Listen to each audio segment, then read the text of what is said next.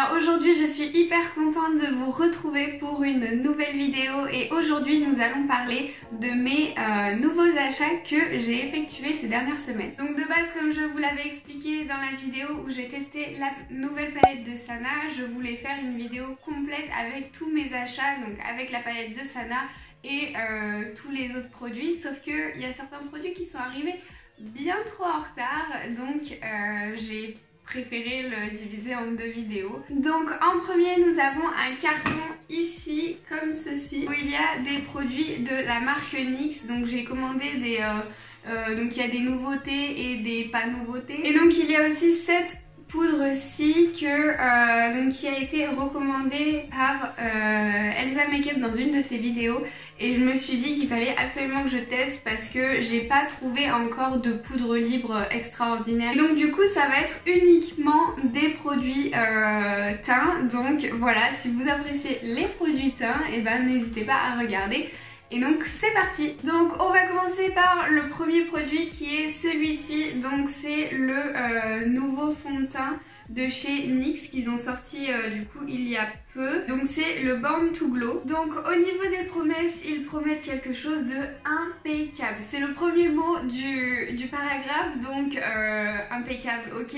Mais après plus loin ils disent que c'est une couvrance moyenne modulable avec un fini naturel éclatant. Donc ils disent que c'est un fond de teint qui interagit avec la peau et donc se fond avec la peau pour un teint homogène, pour créer un grain de peau lisse, etc. Et donc gagner en éclat aussi avec donc ce fond de teint.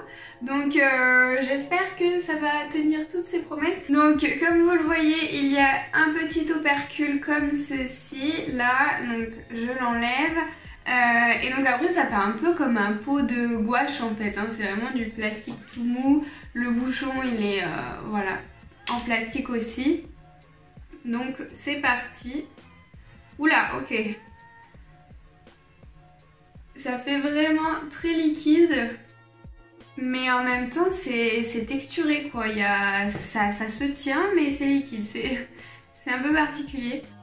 Donc d'un côté je vais l'appliquer avec ce pinceau-ci, donc c'est le Zoeva, donc le 104, le buffer. Et après je vais l'appliquer avec un beauty blender donc de l'autre côté. Donc je sais pas si vous avez pu le voir, mais j'ai quand même pas mal d'imperfections en ce moment.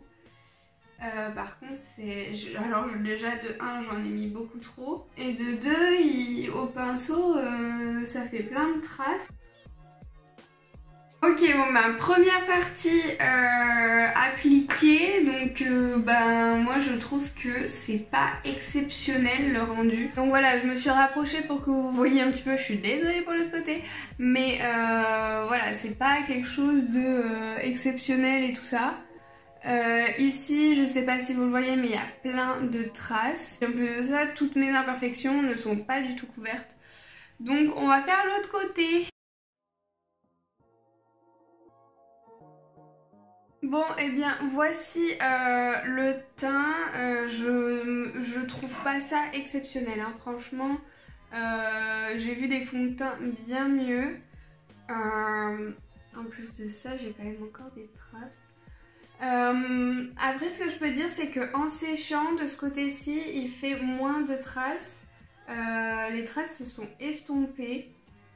Donc voilà, donc du côté pinceau au final ça va. Mais après je préfère toujours le côté beauty blender, hein, bien évidemment.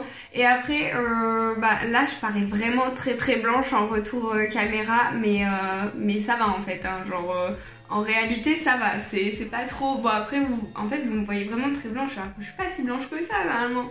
Mais voilà, du coup ce que ça donne. Et donc du coup j'ai pris la teinte porcelaine, donc je pense que c'est une teinte qui me va franchement, ou alors c'est en train de s'oxyder, je sais pas, mais... Vraiment genre moi là en vrai c'est vraiment ma teinte et tout ça, et je parais pas blanche, alors que vraiment en caméra j'ai l'impression que c'est la même couleur que le fond. L'effet sur la peau s'améliore vraiment. Après là où je suis un peu sceptique, c'est vraiment sur la couvrance. La couvrance elle est vraiment moyenne, elle est pas du tout modulable plus ou quoi que ce soit, elle est moyenne. Mais sinon je trouve que de plus en plus mon teint devient de plus en plus joli, donc ça c'est hyper agréable et du coup bah voilà un petit peu tout ça, mais on voit encore toutes mes traces et tout ça. Après sinon il est très agréable à porter, enfin moi qui ai une peau sensible je le supporte très bien pour l'instant, donc voilà, il me tire pas sur la peau, il me pique pas, il me dérange pas, donc voilà, c'est parfait pour l'instant. Second produit que j'ai à tester, c'est celui-ci, donc c'est l'anti-cerne de la même gamme, donc Born to Glow. Celui-ci je l'ai pris en teinte fer. Ok, donc l'embout déjà, on est sur un embout mousse comme ça, et je suppose que il faut appuyer, donc là ça fait vraiment les mini tubes de gouache. J'ai pas dit le prix du fond de teint mais c'était 10,90 €, et donc là pour l'anti-cerne on est à 8,90 €, donc voilà, on reste sur des petits budgets. Donc ils disent que c'est un anti-cerne qui est fait pour aller super bien avec donc le fond de teint ici et qui donc permet d'illuminer les yeux en un instant, donc ça sera à voir. C'est un correcteur qui est imprégné de micro-perles qui couvre les rougeurs, estompe les imperfections et augmente la brillance. Ok, donc ils estiment que l'embout donc ici présent nous permet de l'appliquer facilement, rapidement et de manière précise. Donc on va voir tout ça. Et sinon par rapport au glow qui est censé donner le fond de teint, franchement il est pas mal. Il est pas mat, il est pas non plus hyper glowy et tout ça, mais ça donne un effet naturel on va dire.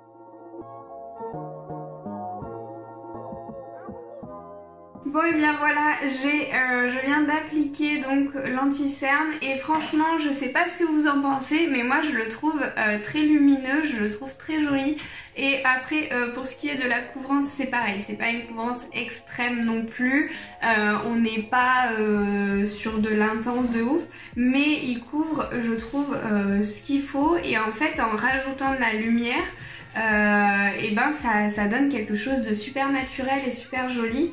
Enfin voilà, parfois il n'y a pas besoin d'avoir une couvrance de ouf pour faire quelque chose de très joli, donc voilà, là cet anti-cerne je le trouve très joli et au final pareil c'est totalement ma teinte. Après quand on regarde de près il s'accroche beaucoup aux zones de sécheresse de mes dessous de l'œil. Après l'effet qu'il fait en s'accrochant sur les parties sèches de mon contour des yeux là, ça se voit vraiment que si on regarde de très près, et en fait il amène tellement de lumière que la lumière camoufle tout et estompe le tout, donc vraiment ça fait très joli je trouve. Donc voilà, mais après si vous avez un contour des yeux qui est très sec et qui marque beaucoup au niveau des anti-cernes, peut-être que c'est pas forcément celui qu'il vous faudra, mais sinon il est très très bien et très lumineux, donc voilà. Au final je trouve que ça me fait un petit peu un teint bonne mine, donc je trouve ça plutôt pas mal. Bon alors petit aparté dans la vidéo, puisque donc on est 2 jours plus tard et j'ai réessayé le fond de teint et l'anti-cerne parce que j'avais quelques doutes sur mon avis premier sur ces produits, et donc je disais que l'anti-cerne n'arrêtait pas de filer dans les plis et tout ça et qu'il en mettait de partout. Ici j'avais une grosse trace tout en dessous et tout ça. Alors aujourd'hui j'ai essayé de l'appliquer en premier avant le fond de teint et il s'avère que il ne file pas dans les plis, et en fait j'ai fait ça parce que hier j'ai mis que le fond de teint et j'avais mis un autre anti-cerne, j'avais mis le Shape Tape de chez Tarte. Et en fait j'avais toujours ces traces et tout, et puis le Shape Tape il arrêtait pas de passer dans les plis et tout ça. Donc je pense que c'est le fond de teint qui fait ça, parce que vraiment là j'ai aucun souci, et hier j'avais des soucis avec le Shape Tape alors que d'habitude j'en ai pas du tout. Donc voilà. Après aussi donc pour ce qui est du fond de teint, encore une fois il a bien une couvrance modulable. Après le souci étant que si on en met plus Donc hier en fait le flacon s'est un petit peu déversé sur moi. Du coup j'ai mis tout ce que j'avais sur les mains, j'ai mis sur mon visage. Et en fait au final j'avais un grain de peau très... Enfin ça se voyait en fait, c'était pas net. Ça avait pas flouté en fait, ça marquait le grain de peau. Et c'était vraiment pas joli. Donc là aujourd'hui j'ai essayé d'en mettre moins. Et en fait ça marque donc tout ce qui est zone de sécheresse. Pareil sur le front j'ai un petit peu, donc je sais pas si vous voyez, mais j'ai un peu comme les rides du lion là. Et en fait ça se voit de ouf en fait, enfin genre il marque vachement. En plus de ça j'ai utilisé une éponge pour que ce soit bien et tout ça, pas que ça marque trop, que ce soit bien flouté et tout ça. Et au final ça me fait quand même pas mal de traces. Pareil à ce niveau là, on voit rien du tout, mais à ce niveau là, donc déjà là tout ça c'est marqué. Voilà, donc ça c'est les zones de sécheresse qui sont toutes marquées. Et ici, là, j'ai les... Enfin, je sais pas comment on appelle ça là, mais des rides du sourire quoi. Et pareil, c'est vachement marqué en fait, les plis sont marqués. J'ai un peu du mal avec ce fond de teint au final. Alors après, il fait quand même une jolie peau, il faut pas en mettre beaucoup. Du coup, ce sera pas une couvrance extrême, voilà. Donc c'est pas le fond de teint de l'année. Et pour l'anti-cerne aussi, du coup... je le trouve quand même très difficile à flouter et à bien appliquer tout ça. Il se module pas facilement quoi. Après vraiment il est super joli. Le fait qu'il soit très lumineux ça enlève on va dire des cernes, malgré qu'on peut pas enlever des cernes, mais voilà. Donc du coup résultat un petit peu mitigé. J'aime bien mais sans plus. Le fond de teint je l'utiliserai puisque je l'ai, mais j'ai pas découvert un fond de teint de ouf. Il me correspond bien parce que du coup comme j'ai une peau sensible et sèche, ça me fait pas de mal à la peau, ça me tire pas la peau et tout ça. Après comme je vous ai dit, il marque les zones de sécheresse, donc c'est pas forcément très joli. Après là, vraiment, quand vous le voyez en caméra, j'ai l'impression que vous le voyez trop beau. Mais en soi, non. Il est pas aussi beau qu'en caméra. Et du coup, dernière petite chose sur l'anti-cerne, donc il ne fait plus le marquage des zones de sécheresse comme je vous disais. Donc c'est sûrement le fond de teint qui faisait ça. Mais par contre, il reste toujours à filer dans les plis. Moi, j'ai beaucoup de petits plis ici et du coup vous pouvez le voir je pense. Voilà, il file dans les plis, donc super, voilà. Donc voilà, c'est pas des produits de ouf que j'ai découvert au final. Donc là maintenant, on va se dépêcher de venir poudrer tout ça avec donc cette poudre-ci. Donc c'est la Air Spoon de chez Coty, je pense. Donc voilà, et c'est la teinte translucide Nude. Donc comme je vous l'ai dit, c'est une poudre que j'ai achetée puisque donc Elsa Makeup disait qu'elle l'adorait. Donc j'espère que ça va pas m'enlever mon glow que j'ai actuellement, enfin mon glow que j'ai actuellement, et du coup on va voir si elle garde la clarté de mon teint et en même temps tout en fixant donc le maquillage. J'ai vraiment peur qu'en l'ouvrant ça fasse n'importe quoi. En plus de ça, j'ai mon ordinateur en dessous de moi. Ok, bon déjà j'ai tourné, mais en fait le bouchon on peut juste le soulever comme ça. On a une petite éponge comme ceci, donc je vais essayer de l'utiliser. Et en fait tout est fermé puisque on a un scotch ici, donc aucun souci pour la poudre. Je sais pas du tout comment faire. En fait on dirait il y en a beaucoup trop là-dedans et du coup c'est hyper compliqué. Comme si elle était devenue compacte, mais par contre, vraiment ça, cette petite mousse, elle est même pas agréable, elle est même pas douce.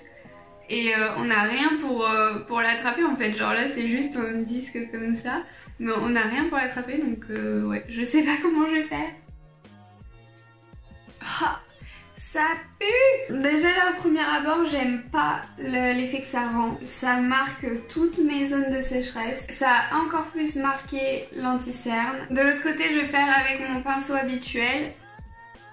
Ok, donc au pinceau c'est beaucoup plus joli. Donc moi j'en mets uniquement sous les yeux comme ça et un petit peu sur le nez. Avec le pinceau c'est beaucoup plus joli. Après je trouve que ça a accentué le fait que l'anti-cerne il soit en train de se foutre dans mes zones de sécheresse. Du coup je vais essayer d'en mettre sur le front parce que j'aimerais bien voir si ça floute, si ça fait quelque chose quoi. Ok.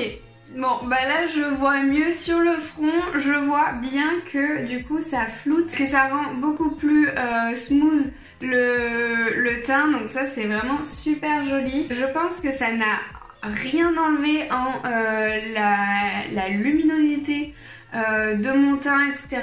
De l'anti-cerne, ça vraiment c'est quelque chose que ça n'a pas du tout enlevé au niveau de l'anti-cerne. Donc pour l'instant cette poudre vraiment j'aime beaucoup, à part bah, sous les yeux, mais aussi sous les yeux j'ai beaucoup de sécheresse et tout ça, enfin j'ai la peau très sèche en dessous, enfin sur le contour des yeux, donc ça c'est un petit peu ma faute on va dire.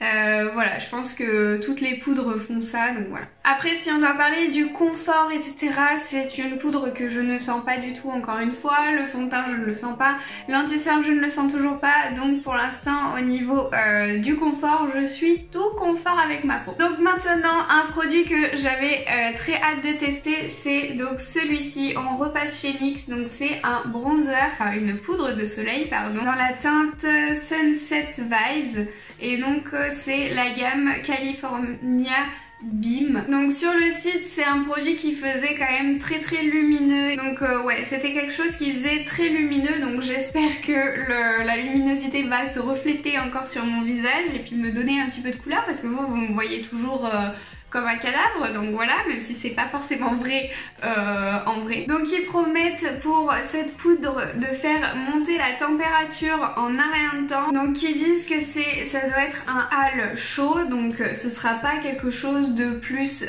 gris hein, qui va tirer vers le gris, ça va plus tirer vers le rouge-orange. Si on fait la comparaison avec le Chocolate Soleil, vous voyez bien qu'il y a plus de sous-tons orange ici que ici. Là c'est vraiment des sous-tons gris, il n'y a aucune once de orange, et donc ça doit être aussi un fini satiné apparemment selon ce que je lis. Je prends mon petit pinceau à contour puisque je fais toujours avec ça. Waouh, la quantité qu'il y a. Ok, je me suis fait une trace.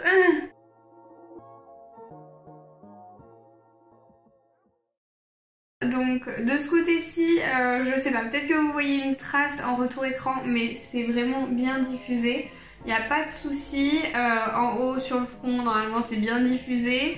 Là ce côté-ci par contre, je vois réellement une barre, hein, donc si vous voyez une barre en retour écran, c'est vraiment vrai.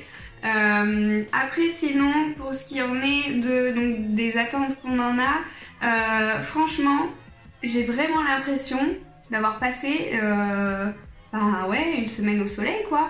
Enfin genre surtout sur le front, vous me voyez blanche encore sur le front, mais je suis hyper bronzée on dirait, hein. On dirait le soleil il a tapé là quoi.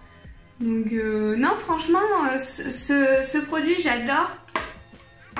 Vraiment super bien. Après il faut faire vraiment attention parce que il est super pigmenté, donc il faut vraiment faire très attention, mais sinon il est juste impeccable. Mon prochain produit que j'ai à vous présenter c'est ceci, donc c'est un spray qui permet normalement de garder le glow et du coup je vais finir mon teint et je vous retrouve juste après. Bon et bien du coup voilà, je viens de finir mon maquillage, il me reste du coup plus que à tester celui-ci, mais juste avant j'aimerais revenir sur donc ce produit. Pour les personnes qui se demandent l'effet satiné ou tout ça, il y en a juste pas en fait, donc voilà, il faut pas avoir peur de se retrouver avec un teint totalement satiné ou quoi que ce soit.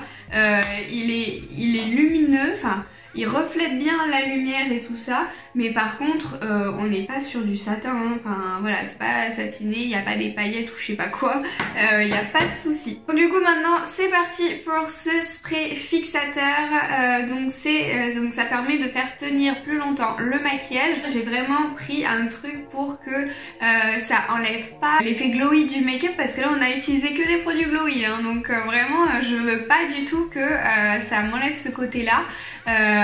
Et du coup fixer le maquillage mais tout avec un effet d'ouïe, donc voilà. Donc selon ce qu'ils disent sur le site, c'est censé faire un effet fini éclat, frais, rosé matinal, donc voilà, léger et facile à utiliser. Donc on va voir si je vais ressembler à la rosée matinale. Donc c'est parti, je pense qu'il faut l'utiliser, donc je sais pas, je vais le mixer et puis je vais le mettre assez loin de moi. Et bah franchement c'est hyper agréable, j'adore, je trouve ça hyper frais et ouais ça fait vraiment genre la rosée du matin et tout, c'est trop agréable. Après donc je sens plein de petites gouttes venir sur mon visage, hein, bien évidemment. Au niveau des gouttes que j'ai ressenties, elles ne se voient pas. Donc là c'est en train d'agir le produit, donc je vous en parle en même temps que c'est en train d'agir. Mais ça fait quelque chose de... ouais ça smooth un peu tout le maquillage et tout ça, ça donne un effet un peu plus les matières mélangées. Et du coup ça garde vraiment le lumineux de ma peau, donc j'aime beaucoup ce produit. Donc du coup voilà, j'en ai fini pour cette vidéo. J'espère que donc tous les produits que j'ai testés vous auront plu, et donc n'hésitez pas à me dire en commentaire si vous aussi vous avez craqué pour un des produits, qu'est-ce que vous en pensez, et du coup je vous dis à très vite pour une nouvelle vidéo. Bisous.